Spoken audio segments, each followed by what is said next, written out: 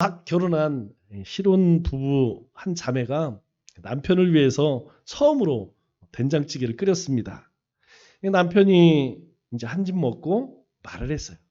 어떤 말을 해야 100점일까요? 이렇게 말하면 100점입니다. 맛도 좋은데 은혜도 있네. 맛도 좋은데 정성도 담겨져 있네. 이러면 이건 100점이에요. 나머지는 빵점입니다.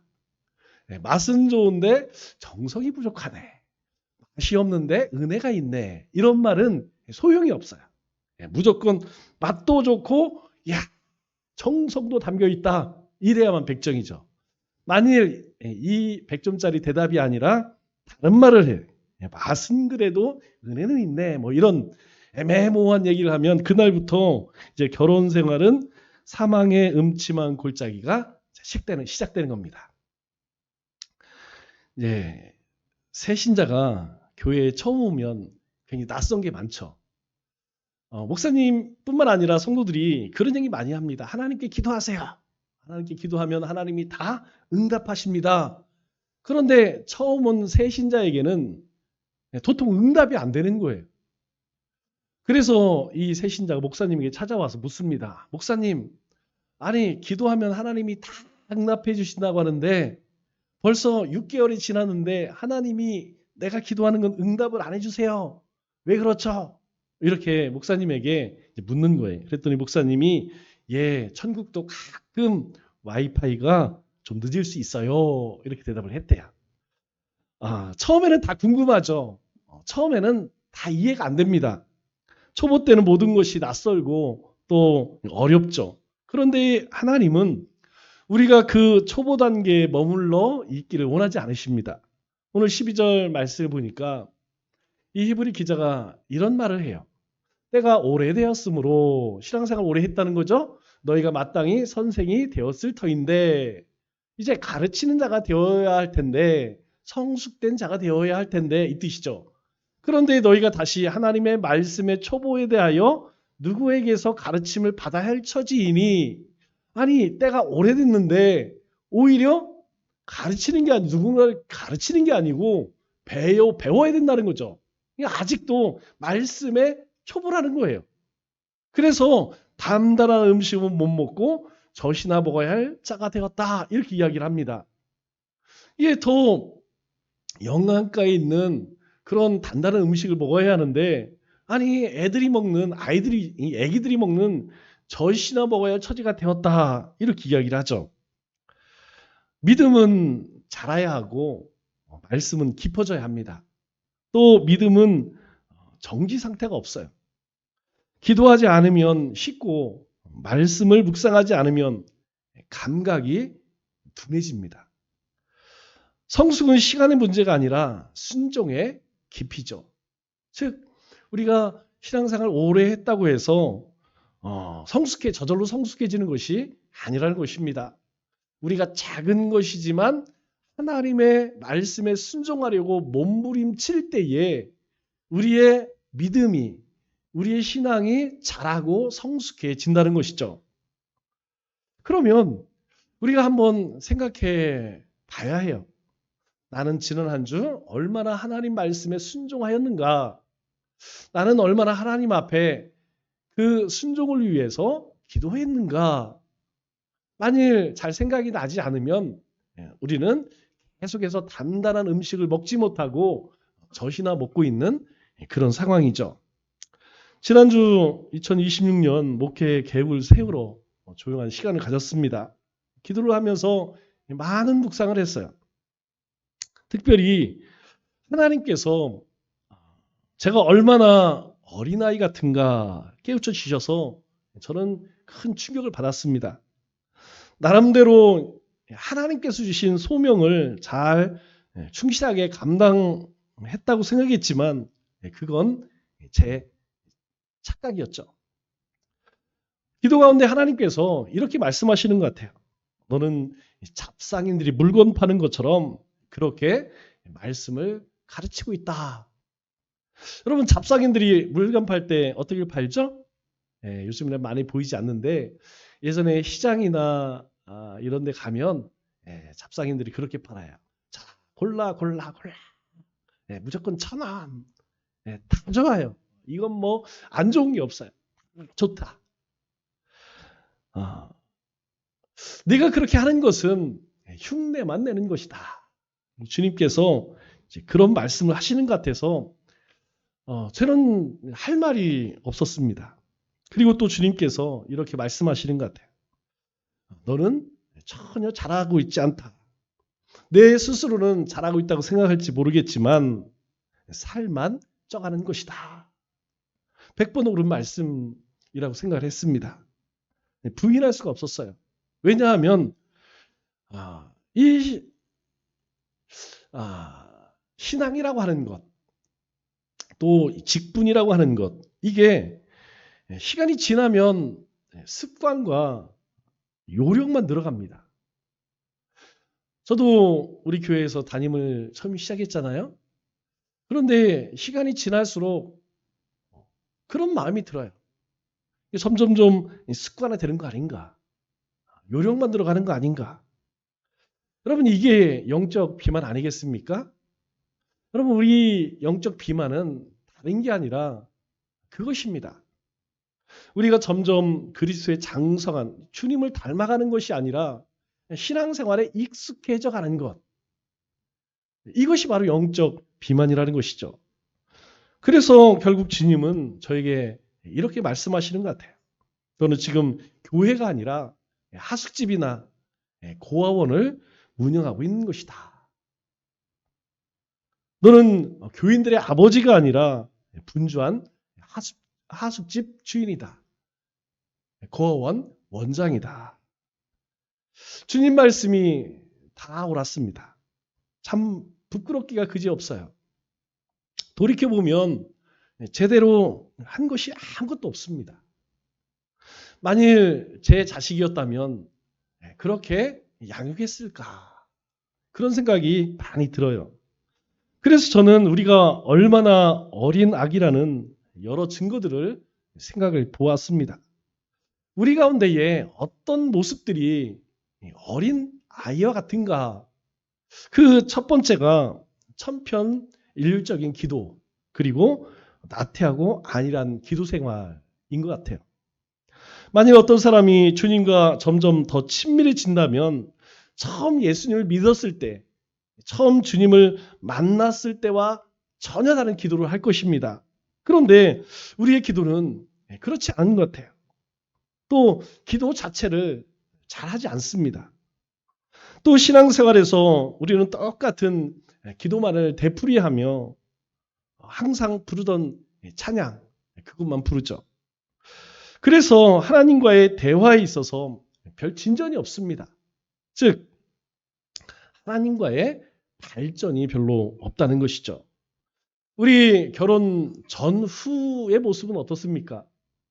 우리가 결혼을 하기 전에 서로 상대방에게 굉장히 다정하고 친절하죠.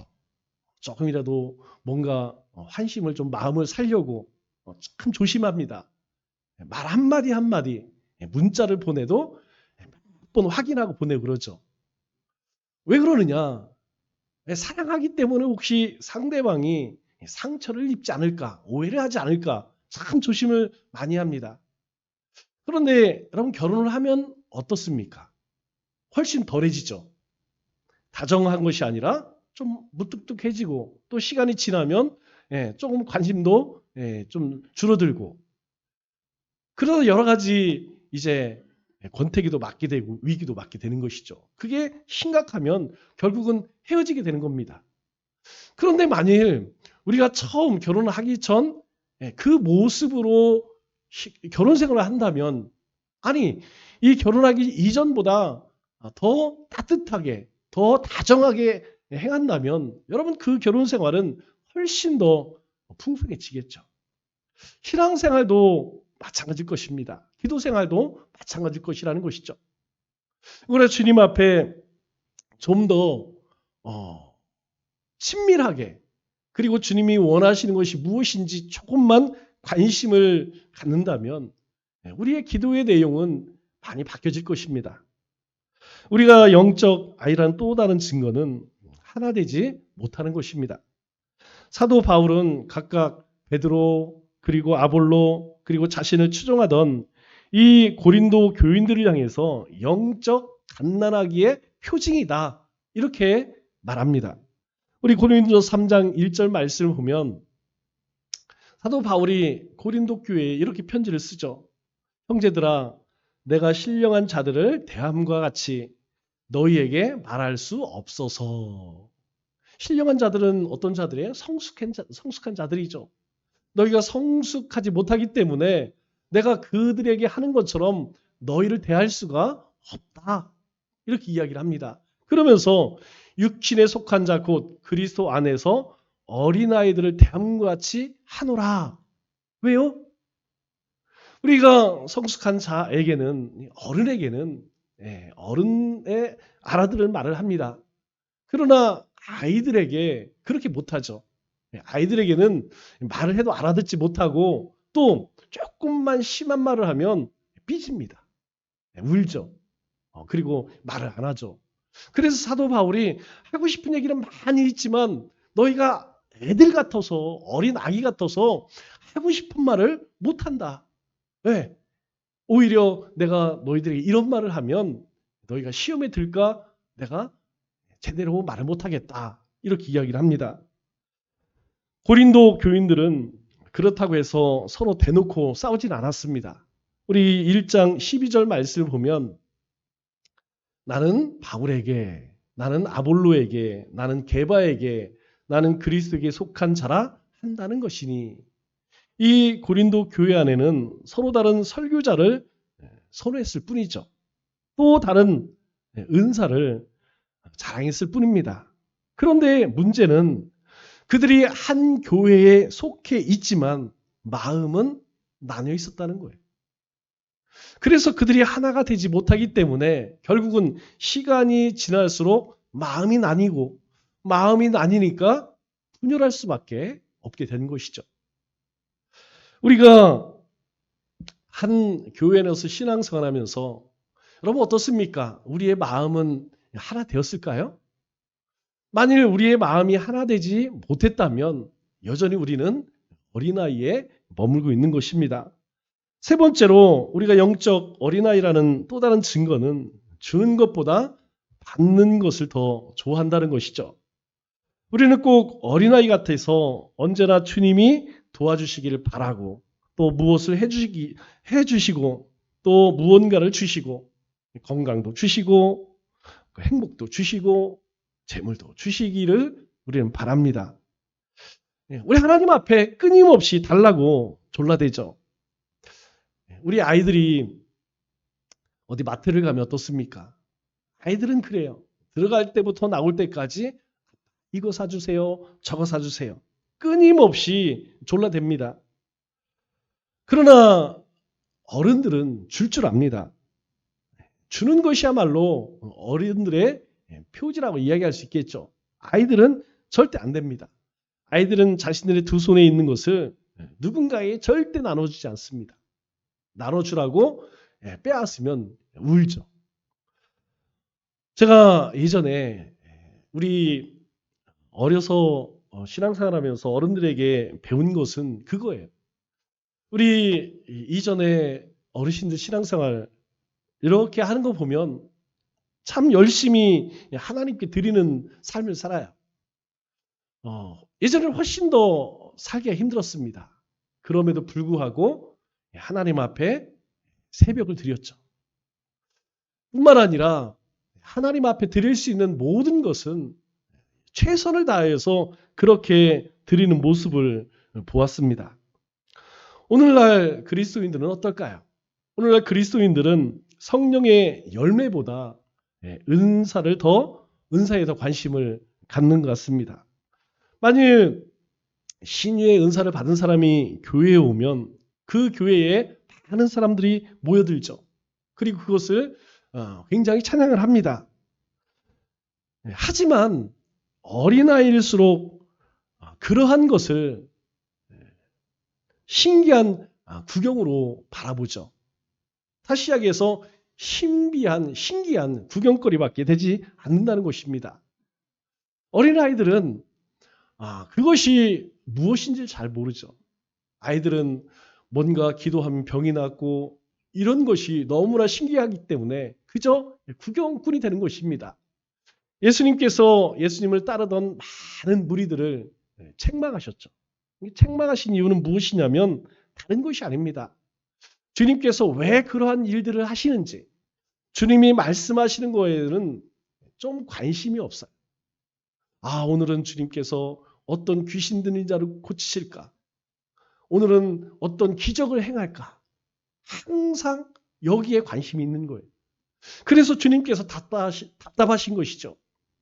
내가 이렇게 행하는 것은 하나님의 아들인 것을 깨닫기를 원하지만 사람들은 그거에는 관심이 없고 이 주님이 베푸시는 신기한 일을 구경하는데 그친다는 것이죠. 우리의 신앙이 마치 그렇다는 것입니다. 오늘 내 삶에는 하나님께서 어떤 일을 행하실까? 오늘 하나님께서 나에게는 어떤 복을 주실까? 어떻게 형통하실까? 하나님께서 우리에게 복을 주시고 형통케 하시고 은혜를 주시는 이유에는 별 관심이 없다는 것이죠. 정작 우리가 관심 가져야 할 때는 관심을 갖지 않고 그렇게 관심 안 가져도 되는 데에는 더 관심을 갖는다는 것입니다. 그러면 성숙한 신앙인들은, 성숙한 사람들은 어디에 관심을 둘까요? 여러분, 성숙한 그리스도인들은 사랑과 희락과 화평과 인내와 자비와 양성과 충성과 온유와 절제. 여러분, 이런 것에 관심을 갖습니다. 나는 내 삶에 얼마나 그리스도의 모습이 드러나는가?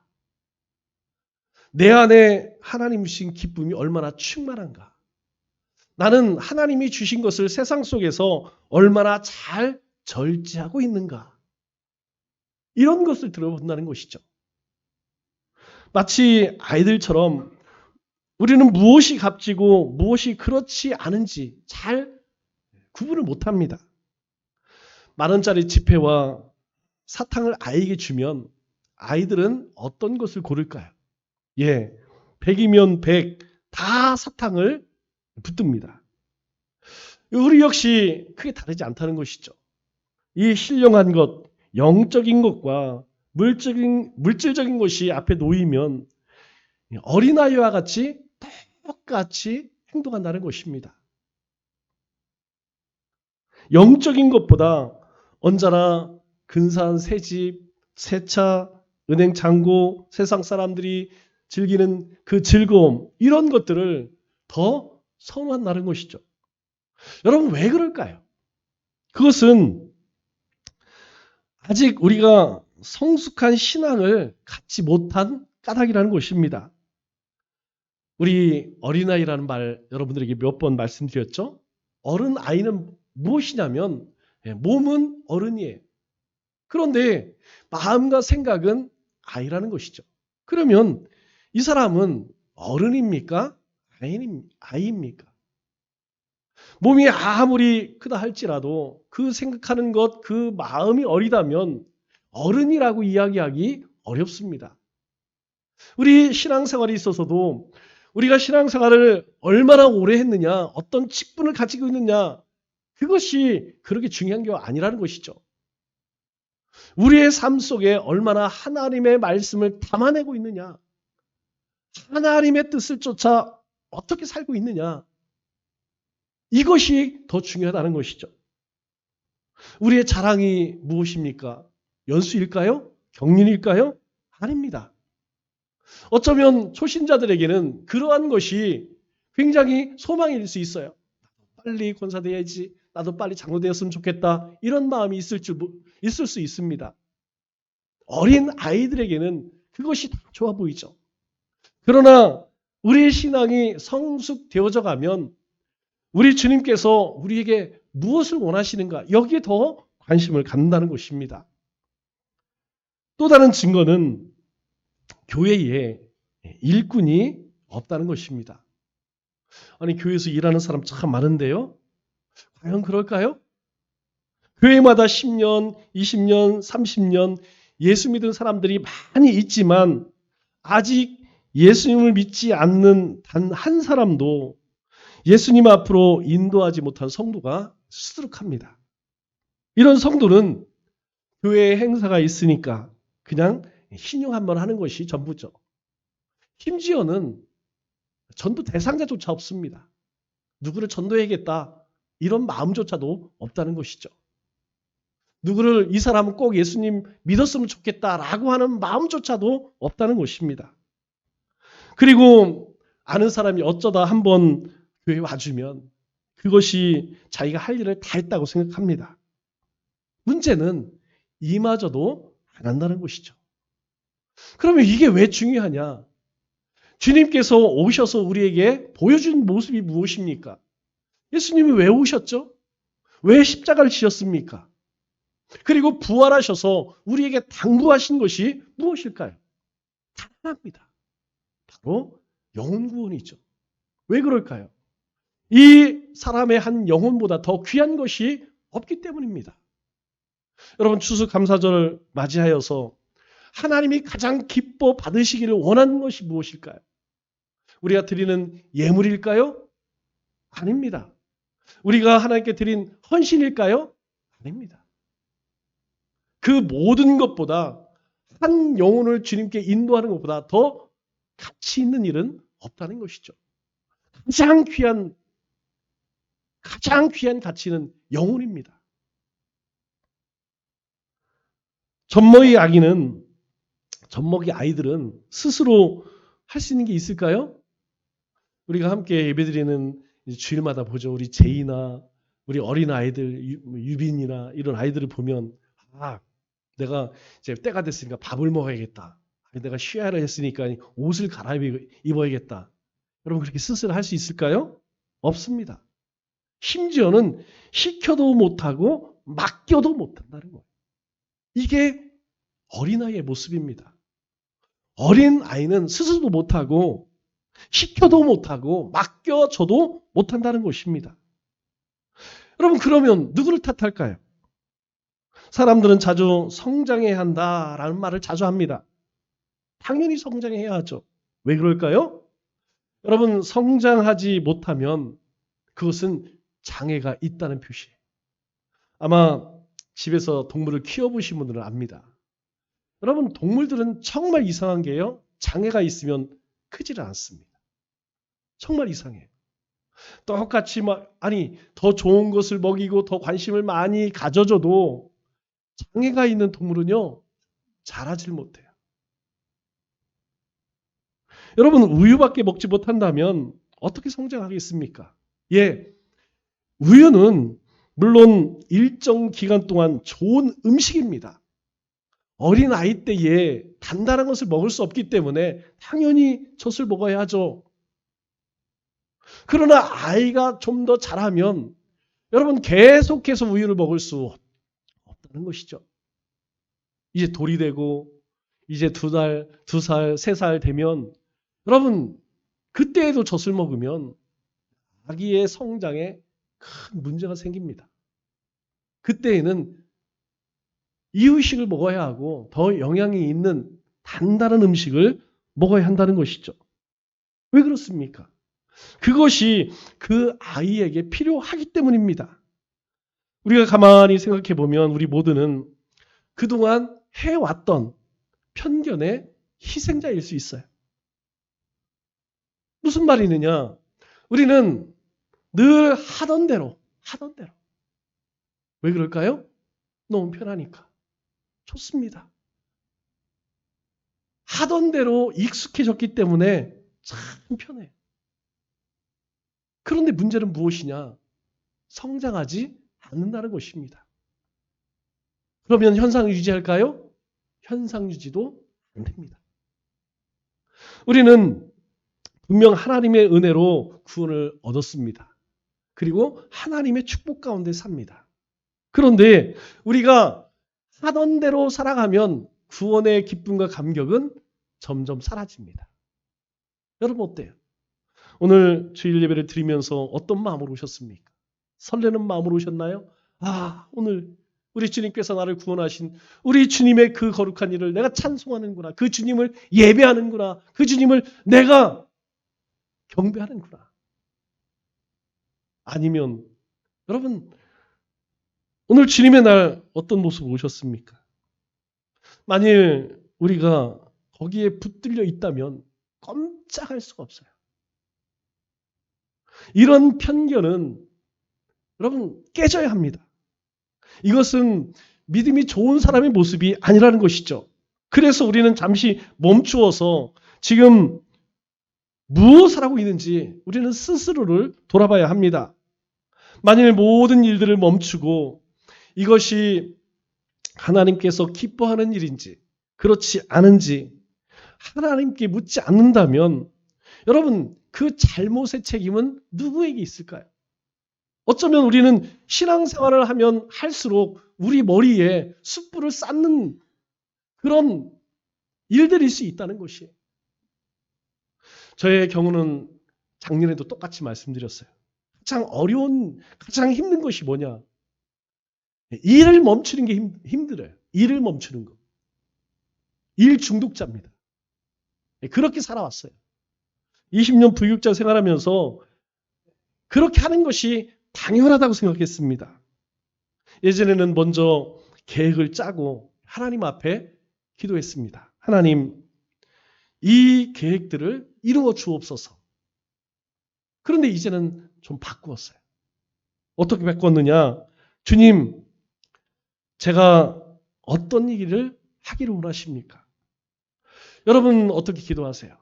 하나님, 제 마음에 이런 소원이 있는데 이 소원을 이루어 주옵소서 라고 기도하십니까? 아니면 주님, 제가 어떤 일을 하기를 원하십니까? 라고 기도하십니까? 사실 목회자는 수많은 일들을 계획하지만 그 가운데 이루는 것은 몇 가지밖에 없어요. 여러분 어떻습니까? 여러분들이 한 해를 시작하면서 계획한 것들이 있죠. 이제 11월 이제 중반에 들어서는데 여러분 그 계획한 것들이 얼마나 이루어졌습니까? 그러면 우리는 왜 우리의 계획들이 번번이 실패하고 말까요? 왜 실패할까요? 왜 안 될까요? 그것은 그런 것 같아요. 우리가 많은 계획을 세우지만 잘 안 되는 것은 어린아이 같은 사람이 계획을 세우고 어린아이에게 그 일을 맡기고 어린아이가 행하기 때문 아니겠어요? 여러분 어린아이에게 의존해서는 아무것도 이룰 수가 없습니다. 그래서 열심을 가지고 열정을 가지고 시작하지만 끝을 맺지 못하죠. 중간에 다 흐지부지 된다는 것입니다. 다시 시작해서 열매가 없다는 거예요. 오늘 히브리서 기자의 말을 빌리자면 말씀의 초보, 하나님의 말씀의 초보가 바로 그것입니다. 오늘 12절 말씀을 다시 한번 볼까요? 때가 오래되었으므로. 신앙생활 참 오래 했습니다. 그런데 마땅히 선생이 되어야 할 텐데 오히려 하나님의 말씀의 초보에 대하여 가르침을 받아야 돼요. 그래서 단단한 음식을 먹지 못하고 오히려 젖이나 먹어야 할 처지가 되었다는 것입니다. 그런데 이 연약함이 초대교회 성도들에게 있어서 성숙의 출발선이었다는 것입니다. 여러분, 나의 연약함을 아는 것, 나의 부족함을 아는 것, 이것이 바로 우리의 믿음의 성장과 성숙을 이루는 시작이라는 거예요. 만일 우리가 이 부족함을 알지 못한다면 여전히 우리는 영적 비만에 빠져서 나는 너무나 훌륭해. 나는 부족한 것이 없어. 나는 하나님이 원하시는 대로 잘 살아가고 있어. 라고 생각한다면 여러분 그 신앙이 그 믿음이 성숙되어질까요? 없습니다. 바로 부족함을 아는 것. 부족함을 안다는 것은 하나님의 은혜를 깨닫는다는 것입니다. 그래서 13절에 우리에게 이렇게 권면하죠. 이는 젖을 먹는 자마다 어린 아이니. 어린아이가 젖을 먹습니다. 문제는 의의 말씀을 경험하지 못한 자요. 어린아이는 의의 말씀을 경험하지 못한 자라고 말씀합니다. 여러분, 이 말의 뜻은 무엇이냐? 하나님에 대한, 성경에 대한 지식은 있어도 그 말씀에 대한 순종이나 실천이나 경험은 없다는 것입니다. 이게 어린아이의 모습이라는 것. 우리가 오래 교회를 다녔기 때문에 성경 모르는 이야기 있을까요? 거의 없습니다. 대부분 성경의 이야기들을 다 압니다. 그런데 아는 것으로 끝나요. 그 말씀이 내 삶에 실천되어지지 않고 그 말씀이 내 삶에 경험되지 않는다는 것이죠. 이것이 의의 말씀을 경험하지 못한 자라는 것입니다. 그래서 사도 바울이 14절에 우리에게 이렇게 권면을 합니다. 단단한 음식이 뭘까요? 여러분, 단단한 음식은 깊은 진리, 깊은 말씀을 의미합니다. 그냥 우리가 읽은 눈으로 보는 그런 말씀이 아니라 그 말씀에 담겨져 있는 하나님의 뜻을 의미하는 것이죠. 장성한 자의 것이니, 장성한 자는 누굽니까? 바로 나이를 얘기하는 것이 아니죠. 영적으로 성숙한 사람을 이야기합니다. 그러니까 이 하나님의 진리의 말씀, 은혜의 말씀은 누구의 것이라는 거예요? 영적으로 성숙한 사람의 것이라는 겁니다. 바꾸어 이야기하면 어린아이는 하나님의 그 깊은 진리를 잘 몰라요. 물고기가요, 시냇물에 가면 피라미들이 살아요. 물고기들은 강에 가야 됩니다. 바다에 가야 됩니다. 무엇을 이야기합니까? 어린아이 같은 자들은 늘 이 진리의 그 변두리에서 깊이 들어가지 못하고 겉만 맴돈다는 것이죠.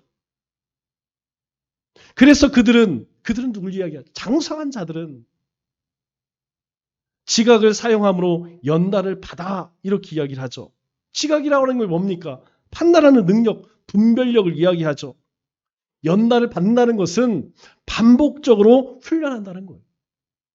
여러분, 우리가 기도할 때도 말씀하셨지만 여러분, 전도 나가서 유임을 준다고 금방 나옵니까? 아니에요. 반복해야 합니다. 여러분, 기도 한 번 해서 응답되면 기도 안 할 사람이 어디 있어요? 기도가 습관되지 않은 사람들은 기도가 안 되는 거예요. 예배도 마찬가지입니다. 예배가 습관되지 않은 사람들은 여러분, 주일 낮 예배만으로도 힘들어요. 주일 낮 예배 드리기도 힘들어요. 오후 예배, 수예배 참여할 수 없습니다. 왜 그럴까요? 아직 단단한 음식으로 장성함에 이르지 못했기 때문이라는 것이죠. 그러면 왜 그렇게 해야 할까요? 왜 지각을 사용함으로 연단을 받아야 할까요? 바로 선악을 분별하는 자들이기 때문이라는 것이죠. 선악을 분별한다는 것은 무엇입니까? 삶 속에서 올바름을 선택한다는 거예요. 여러분, 올바름이 무엇입니까? 올바름의 기준은 하나님과 하나님의 말씀이에요. 그러니까 우리가 세상 삶 속에서 어떤 일을 하든 하나님이 무엇을 원하시는지, 무엇을 기뻐하시는지 그것을 선택할 수 있다는 것입니다. 즉, 말씀을 많이 듣는 것, 아는 것으로 성숙해지는 것이 아니라 하나님의 말씀을 내 삶에 적용해보고 순종해보고 실수를 겪고 다시 일어서는 과정을 통해서 우리는 성숙해져 간다는 것이죠. 한마디로 말씀을 믿고 순종하는 삶을 의미하는 것입니다. 신앙은 멈춰 있으면 후퇴할 수밖에 없습니다. 그래서 성장하고 성숙해져 가야 합니다. 그리고 성숙은 훈련을 통해 반복 완성되는 것이죠. 그러므로 어린아이로 남지 말고 성숙으로 나가시기 바랍니다. 하나님은 완벽한 사람 원하실까요? 아닙니다. 오직 자라기를 포기하지 않는 사람을 찾으십니다. 오늘 우리가 신앙의 어린아이로 머물러 있었다면 이제는 말씀으로, 기도로, 순종으로 한 걸음 더 나아가시는 우리 믿음의 권속들 되시기를 주님의 이름으로 축원합니다.